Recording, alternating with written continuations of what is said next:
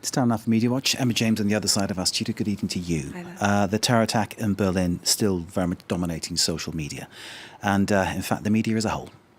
Yes, and once again the world is mourning another terror attack, and what has become the standard response, really tragically, has happened online, on social media, with hashtags, expressions of solidarity, and of course cartoons as well.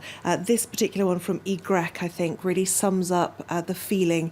It is the run-up to Christmas. We should be happy, but we should be singing the carols about peace and goodwill to all men. Instead, we are mourning more people killed in a terror attack, and you see the blood, the Christmas tree, and the German flag at half-mast, and a very solemn-looking Father Christmas alongside.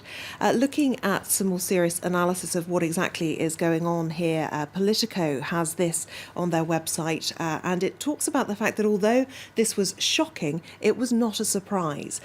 They mentioned that Chancellor Angela Merkel said earlier this month in a video, a weekly video address that she gives, that recent successes in the fight against ISIS had in turn increased the risk of a terror attack here in our country, as aggression is on the rise, she told Germans. This article also points out that that Germany's Federal Crime Office, the BKA, is currently monitoring 530 radicalised individuals in Germany, or Gefährder as they're called there. And they also talk about the political fallout from this, which is assured, really, with national elections due to take place next year. The far-right anti-immigrant party, the AfD, is gaining ground, and they have been tweeting unsurprisingly in the wake of this terror attack. And what they say here is that terror in Berlin is not an isolated case and is directly related to Merkel's asylum policy, something that a lot of people have been talking about since this happened last night. In stark contrast, we have this from Ralf Ruchter, a German cartoonist. No image with this one, just words, and it's proved very popular, retweeted 11,000 times, liked more than 20,000 times. He says, who is not to blame? Merkel, refugees and good people. Who is to blame? The one who drove the lorry, with the hashtag, that is for sure. And Der Spiegel too is trying to calm the tone, really, of reactions to what happened in Berlin. They say we must remain calm and stay reasonable, even if that's difficult to do. According to Roland Nellis, who wrote this, it's an editorial piece on the Der Spiegel's website, acting reasonably means not giving in to blind xenophobia, not playing down or denying the truth of what's happened, because if it emerges that this is an immigrant, somebody who sought asylum within Germany, we just don't know at this moment in time. But he says we mustn't play that down or try to bury it. And he also calls on people to stand in the way of hate preachers. Now, of course, the way this attack was carried out, a vehicle driven into a crowd, brings back for many people memories of what happened in Nice here in France in July. What's the reaction been here in France?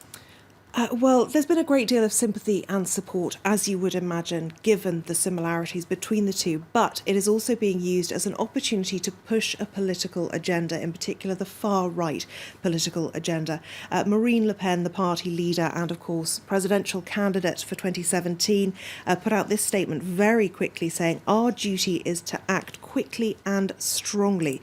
The locals reporting on this one too, they say that she's said how many massacres and deaths will be necessary. She's calling for all national borders to be restored. She wants an immediate end to the relocation of migrants to any villages or towns within France.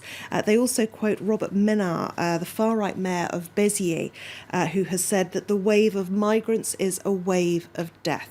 Now, on the other side of the political divide, the new Interior Minister, Bruno Le Roux, has called on citizens to be prudent, but to avoid any climate of fear, which is all well and good, but with security being stepped up at Christmas markets and everywhere, these are the images that the Minister of the Interior actually tweeted today. He went on a visit to a shopping centre that's 15 minutes drive outside Paris at Vélizy-Villers-Coublay, and you can see that the level of security is phenomenal and really quite disturbing. That is not what you expect to see at a shopping centre.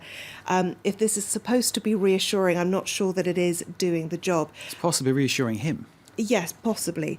Interestingly, though, Le Figaro has carried out a poll in which 50,000 people have voted, asking, after the attack in Berlin, should we ban Christmas markets here in France? And as you can see, 90% of people have said no, Christmas markets should carry on. Only 10% of people here in France who answered this poll said that they should be banned. Life has to go on, that's the message. Emma, thank you very much indeed. Emma James of MediaWatch, great to see you. And thanks to Kate for the business. Do stay with us. More news to come, more analysis to come too, here on France 24.